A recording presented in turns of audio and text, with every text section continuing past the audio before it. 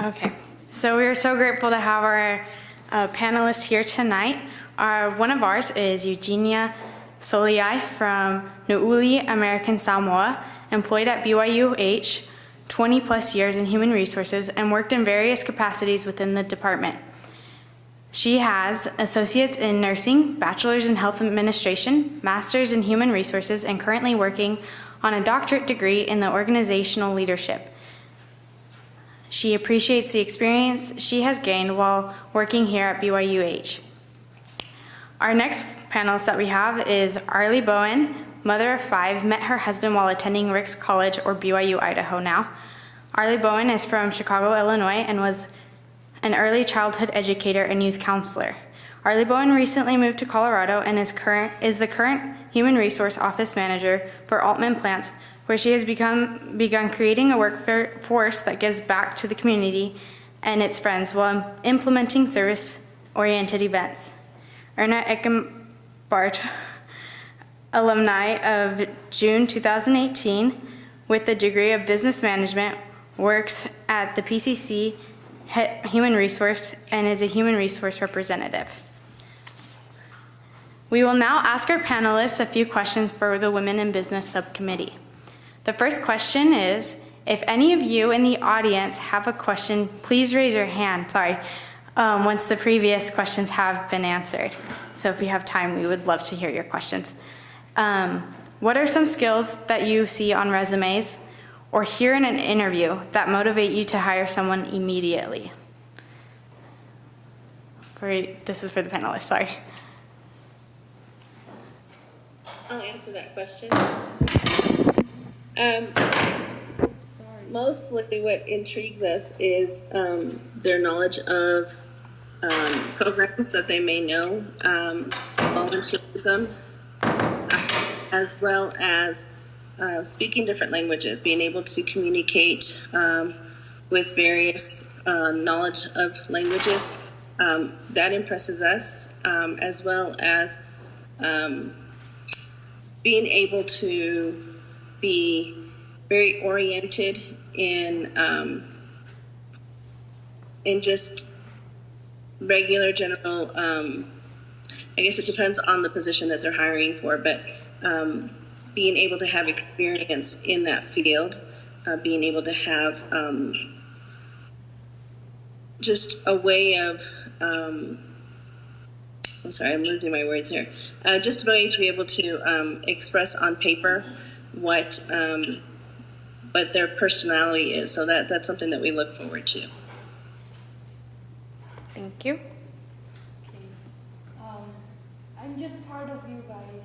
I just graduated June this year, and I work at the PCCHR. But looking at the example of the resumes coming to us, you would more prefer or more putting your skills on the resume, like transferable skills, such as I have teamwork skill or I have leadership skill, and you can list your leadership skills down.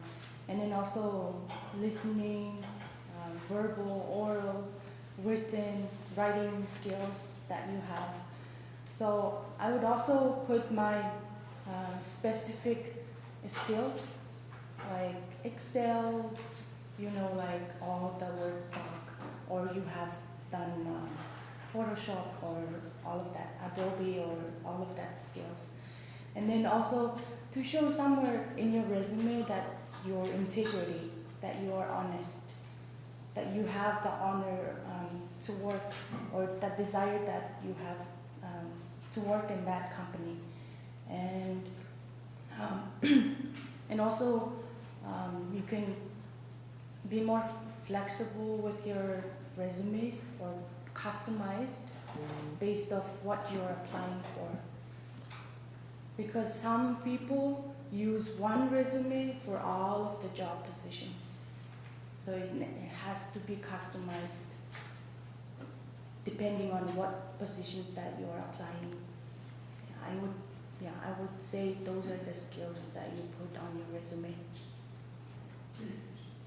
Okay, so I'll tell you what wows me on a resume. Basically, if I'm looking at a resume, it needs to be in the proper format. If it's not, automatically, it's probably just put aside. That's the first thing that attracts me to a resume. That you take the time to be detailed and you're concise and clear on your resume, and it's not full of fluff. Your resume doesn't, don't make them big, huge paragraphs. Your cover letter, if you're doing a cover letter, you want to tell your story, something that's going to wow me, that's going to want me to interview you. As you all know, when you're writing a resume, you're writing it not for the job, but so you can get your foot in the door and get that interview. That's what the purpose of your resume is for.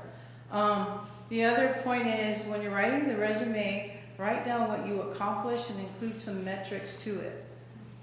Put some meat to what you're writing. If you took care of budgets, even as students, you work in student positions, and maybe some of you take care of the budget or do accounting. So then tell me a little bit more about that. What about accounting? What did you do to help the department? What did you learn from that experience? What can you provide me? So you're really telling me what type of asset. And the other thing that wows me in the interview is someone that's done their research about the organization. I've sat in interviews where I would talk to an individual, said, so what do you know about HR?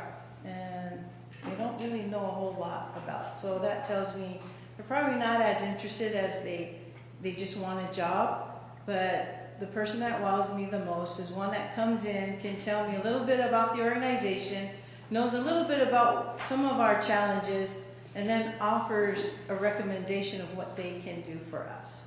So those are the couple of things that wows me in a resume and in an interview.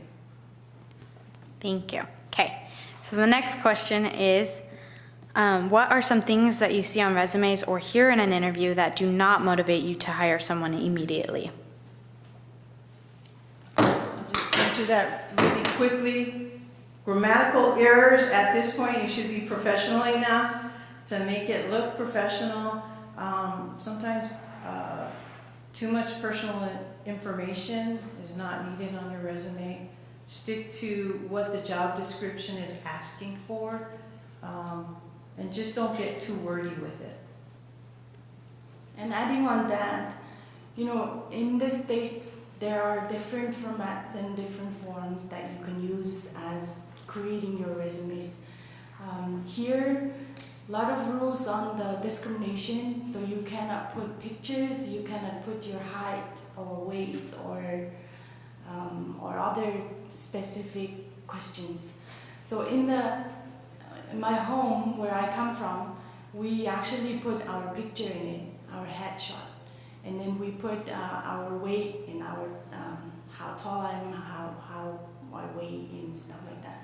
So here the standard is 1 page. So it's actually for us as a student, it's hard to put everything in 1 page. But the using keyword will help you to have a nice resume. And also Career Service Center will help you to put up a very good formatted resume.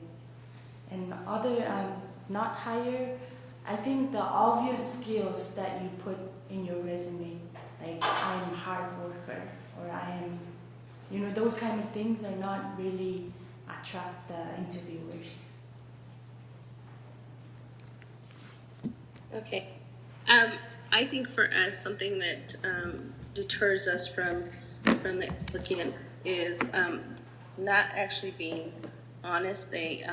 They do fluff their resume, and as they're interviewing, they don't know what they write down. So knowing who you are and what you really have done is key. I know that presentation is one thing, but integrity is the other. So as we interview employees or applicants, getting to know, asking exactly keywords like they said, things that attract us to our what we're looking for will help. But if they can't really understand or answer the question according to their resume, it's a deterrent. You know, they're putting words in there that really they don't even use, and so that's a deterrent for us. Thank you. The next question is, while it is not legally required in the U.S., how should a woman disclose pregnancy in the hiring process, whether they are visibly pregnant or not, or should this be addressed at all by the person seeking a job?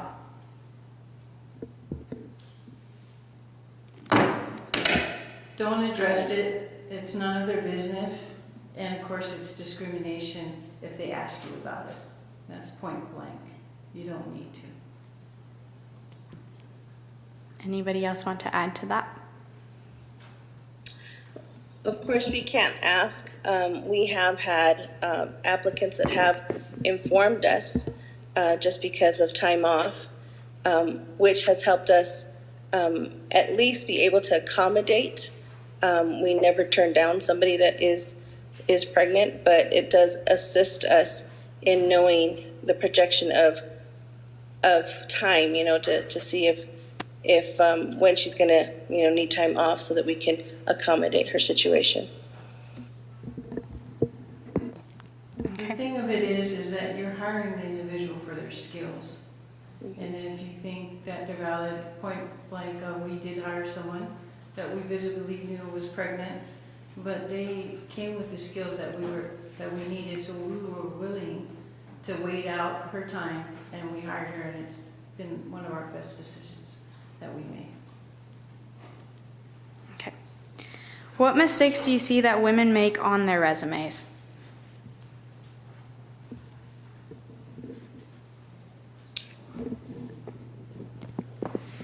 Like I mentioned it before, I've seen many resumes here that has pictures, the full body in it, or woman with the hair down, with a different background.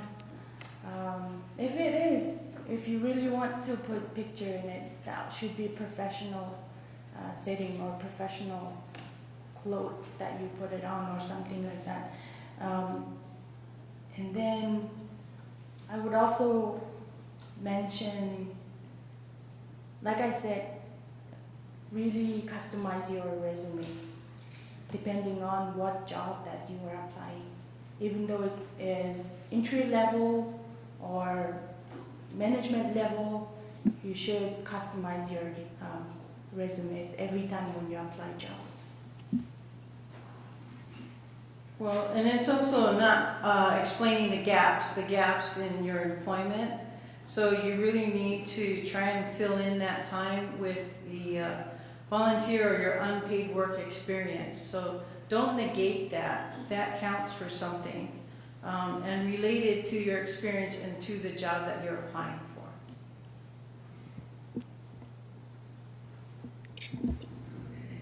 I would like to say as well, repeat and be customizing on that resume, because there are a lot of people, a lot of women that have leadership skills and they don't list those. Being able to truly get to know what they can bring to the company, especially those leadership skills, are very important. And again, we look at volunteerism just to know that they're willing to go above and beyond, and that assists them. Thank you. The next question is, what mistakes do you see that women make during an interview? They don't give themselves enough credit. I've seen that happen. Someone who hasn't worked for years come to an interview and freeze up. But this is someone I know that has had some type of experience, taught some, exercise classes and whatnot. And women do a lot at home. They do a lot of volunteer work. So they just don't give themselves enough credit for the things that you do. And you need to talk about your strengths in an interview. Whether or not you've been in the workforce for years or been at home for a while, you have experience that you can bring to the workforce. I would also say confidence, the lack of confidence, being able to be articulate, but also being able to have that confidence to come in and interview and have that posture of confidence that really does sell a lot for us in our industry. But having women come in and, like she said, discredit themselves and not give themselves enough credit for what they do. So if they could have confidence, and again, know who they are. Adding on confidence, also how you dress for the interview is more important. So we're talking about women, but it's also applicable for the men too.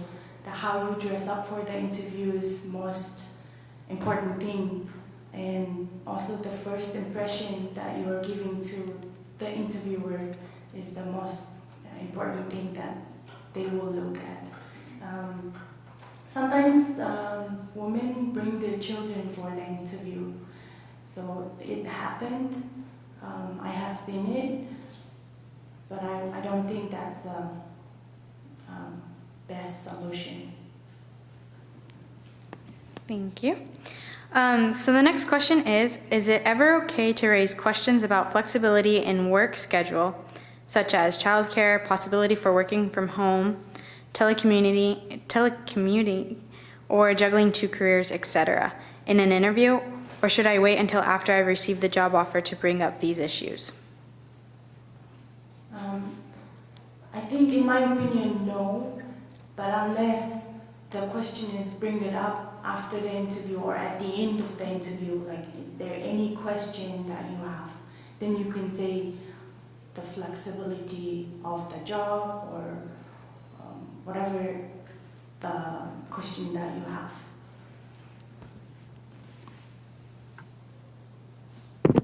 I'll go ahead and answer. For us, it's if the applicant inquires about flexibility or a concern that she may have because of a second job, that actually allows us, it's a fairness to us to know that, will this applicant be able to be flexible when the job requires them to stay after? Sometimes our positions, require longer hours than normal. And so being fair to us to give us that, usually we work with people, but it does get really frustrating when you hire an applicant and then they turn around and end up leaving because, the job wasn't flexible for them. But just as you're interviewing a company, we're interviewing you. But I think for us, having more information, if the question or concern arises, that we address it prior to employment. So I talked this over with my coworker and she said, no. She says, don't bring it up, because what it does, it's a sign that work will not be your top priority. And that it makes you a less than desired choice when compared to someone else who doesn't ask that type of question. So it really is a catch-22. So I guess you just need to fill it through whether or not that's an appropriate question to ask at the time, or wait until they actually offer you the job and then you can talk about that. Thank you. So the next question is, how do I maintain my skill set if I take time off from working professionally to stay home with my children full time? I did that. I was home for a long time before I entered the workforce. What you can do to sharpen your skills is, again, use your volunteer unpaid work experience to relate to the job, but also continue to participate in professional organizations and networking with others. That's how you can keep abreast of what's going on in the field that you're interested in until it's time for you to enter the workforce again. And make those contacts and networking. Just stay in touch with people. Of course, you all know the social networks, LinkedIn and so forth, to keep you connected with the outside world. And I would just have to agree with that, like she stated earlier, making sure that what unpaid or volunteer work that has been done, that does make it does hold value. And so I would definitely make sure that was addressed.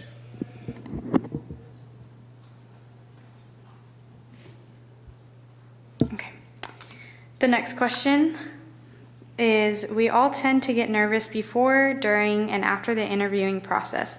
What do you recommend someone do to help build confidence and get that job?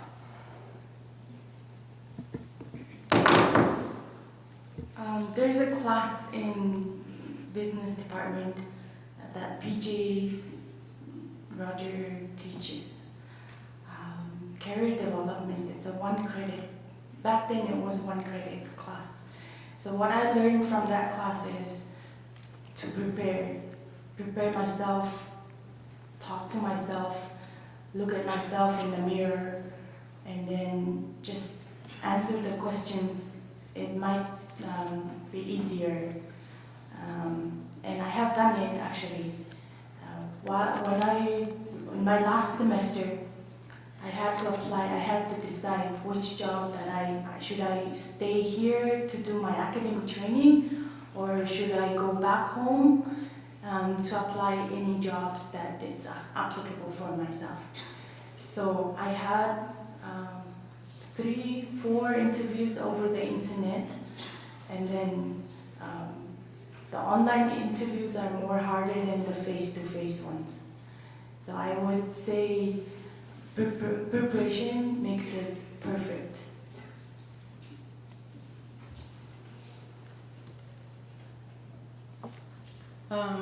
I would say breathe in, breathe out. Okay, in with the good, out with the bad. And practice, practice, practice, because practice makes perfect. Buddy up with somebody, practice with them, get some practice interview questions. How would you respond? Some of the normal questions that are asked now. Why are you applying for the job? Why should I hire you? What are your strengths, your weaknesses? So kind of be prepared for some of the, regular questions that they ask you. And you can always film yourself. I think one of my nervous interviews I've ever done is, I don't know how many of you've done it, where they have you videotape yourself, and that's your interview. I hate those because I don't know how to go back and do it again, and they only give you a certain amount of time. So that's where I say practice, practice, film yourself, see if you like the way you're talking. It's all in your tone, it's all in your expression. All of that matters when it comes to your interview. Would you like to add on to that? I missed part of what she said, but I would just say that it's, taking that time to practice, interviewing with another person, practice your words, practice how to and look in a mirror, and build that confidence. Okay, thank you so much. I know that we all go through that, so that is very helpful. The next question that we have has to do with after the interview. Is it important to send a thank you letter after an interview? And if so, what should I write? Okay, again, I have personal experience. For my first year being a student, I did a tour guiding job at PCC. And then I did that job 18 months, just like a mission. I loved it very much. I learned different skills to be outgoing and all of that. And then along with my major related, I really wanted to find a job that relates with HR or that relates with marketing. So finally I found it, and there was like 5 to 8 applicants applied for the HR clerk job at PCC. And then after the interview, I just had a little thank you card, just a handwritten note. You can just state how was the interview. You can just thank the person, what you discussed. And then also business classes also teaches you about the thank you note, how powerful, how strong it can be, and then it can change the decision of the interviewer, which is about to make. So I did that. I think because of my thank you note, I think I got this job. So since then, I'm still working in the same department until now. So I'm working in this department about 3 years now. So it's very successful, And also on your resume, if you are building resume, it's a very strong statement that the company will look at how firm this person can work in one company. So I would say that's the best thing.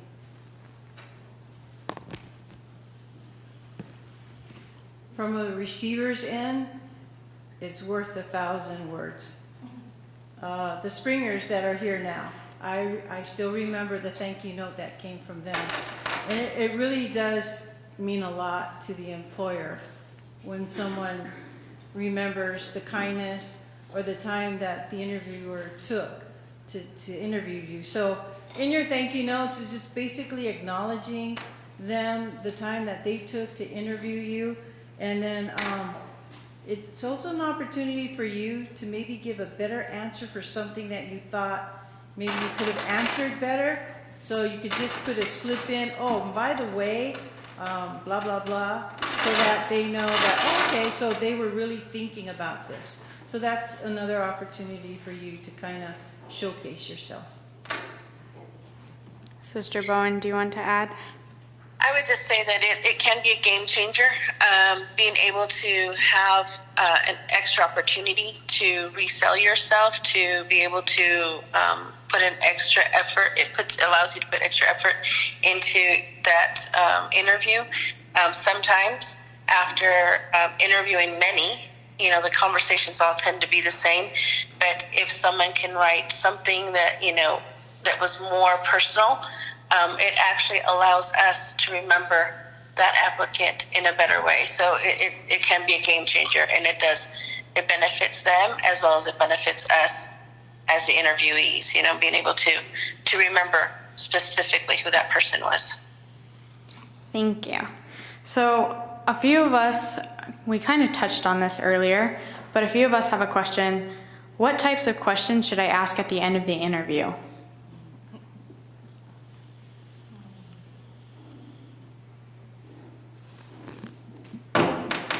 That question, flexibility, like earlier we mentioned it, like if the job does not give you Sunday off, or if it doesn't apply for your second job. So I would mention all of it. And then also at the end you can bring up your salary or the rate if there is a chance.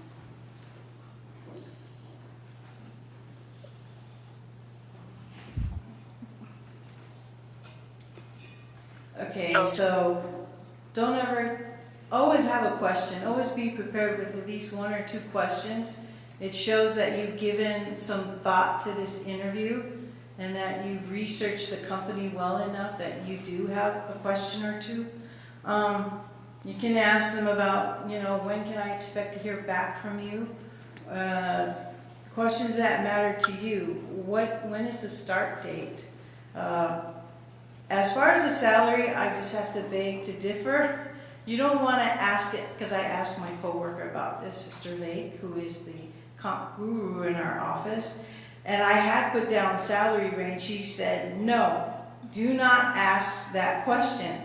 Says you don't have a question, you don't have a decision to make until you get a job offer. She says, so don't worry about it at that point. All you're trying to do is give the employer the best impression of yourself to hire you, because later on, when they do offer the job, then you have a decision to make. You can then negotiate the pay, etc., and ask it at that time. She also said that what are their expectations for the first 90 days on the job? What do you want to know from the company? Those are the kind of questions you need to ask as you're exiting the interview.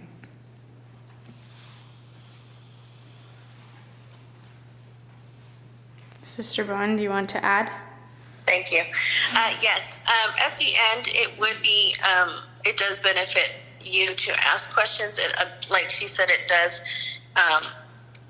make you look like you are truly interested. A question that I like to hear is, what do we expect out of that employee? Apart from other information that they may not have offered, you may want to ask if there's benefits that come with it. There are companies that offer it, and there's some that are assumed. So get as much information as you can. They understand that you're interviewing them as well. But asking a specific question that you may ask, is there a specific change that you want or a need that you need? What do you expect out of an employee? And allow us to answer what we expect so that the expectations are clear. Thank you. Okay, so that is our last question that we have. We're going to leave it to the audience. If they have any questions, feel free to raise your hand and we'll call on you to ask your question to the panelist. Yes, go for it. You recommend us to customize our resume. It's time, and what if we apply for same reason with multiple companies? Then do you customize each company or one resume? Customizing meaning each company, they have different requirements of that position. So according to the requirements, you customize your resume. So you're supposed to look at their website or something like that and do, because I tried The job posting, it will list their requirements. in my case, I tried to apply for internship with different companies, and they didn't post the job, but school offers me the job, not offer. They offers me 2 different companies. Hey, I think it would be great if you apply for those companies. Then I believe I have to make a few different, like customize all the different companies. I would go for the general description of the job. Yeah. I think you would make a generic one, but then be more specific to the type of job that you want to internship with. Okay. Michaela, yes. So I know we talked about resumes, but do you guys have any advice for cover letters? Because we need a lot of help in that section too. You know what? You can go to the Career Service Center. They're the best resource. They know. Because I've been in that shoes before and I've been there and they helped me. That's a topic we've been talking about in class recently. And cover letters are to showcase you, not to reiterate what's in the resume. It's something that you want to wow the interviewer about. So you would kind of start off, I'm excited to apply for a blah blah position, and make it short, not too fluffy, and then kind of explain something about you. Tell your story. Tell your story as to why you would be a good fit for that. Something that would intrigue me enough to then take a look at your resume and then possibly offer you an interview. Sister Bowen, would you like to add? I didn't hear the question. It's kind of muffled, so Okay. Could you repeat the question? So the question was, we've been talking a lot about resumes and interviewing. What are some tips, I would say, to help with cover letters? Well, be brief. Don't be too long with your cover letter. But while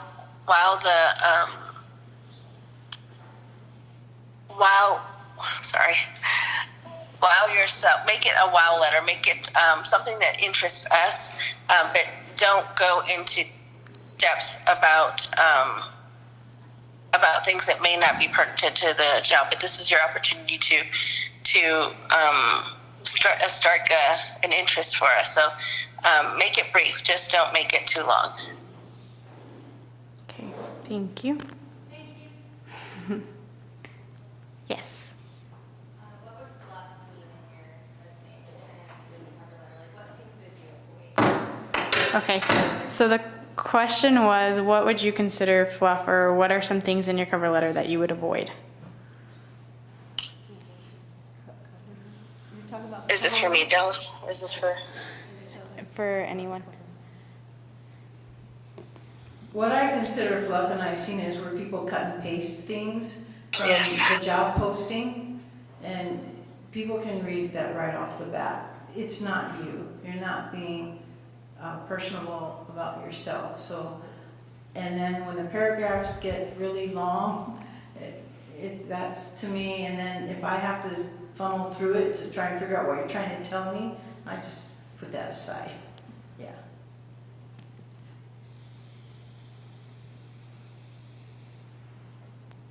Anybody else like to add? I get what she said, but I would just say that stick to quick descriptions. Don't get too wordy. Don't use repetitive words that mean the same thing.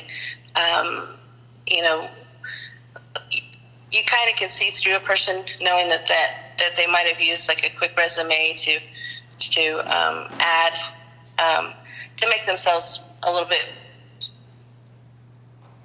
more fluff, you know. So really don't, just be quick words, and don't add too many verbs in there or adjectives. Okay.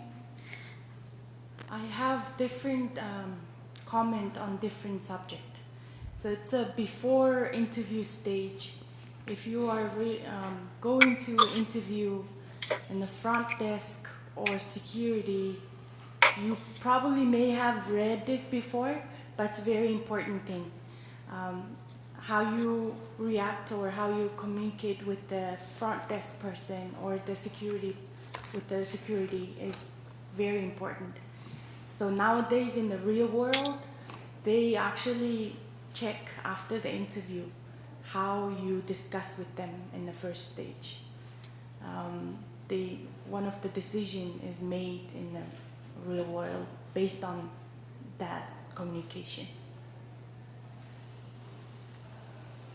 Okay. If anybody else has another question, we'll take one last question and then we'll turn it over to our facilitator. Yes. How should you approach quitting a job for another job opportunity? Okay, so the question was, how should you approach quitting a job for another opportunity? Can you what? How should you approach, or how should you approach quitting a job for another job opportunity? Always submit a letter of resignation. Most companies give enough notice, but make sure that you do have a letter of resignation, and be confident. Most companies would understand. At least we understand. It's always, you want to better yourself.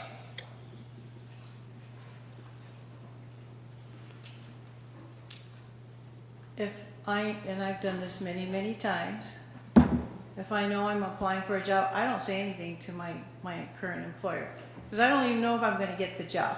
So why even tell them? Unless I'm sure that I'm getting the job, you need to give the employer the courtesy of at least 2 weeks to a month, depending on the type of position you're in. So, but I normally, and I have applied for several jobs, I don't tell my supervisor because I don't even know if I'm going to get it. But I'm just putting my feelers out there, and that's okay, because you're just trying to, see what's out there. But you don't have to tell them unless you're actually going to take the job.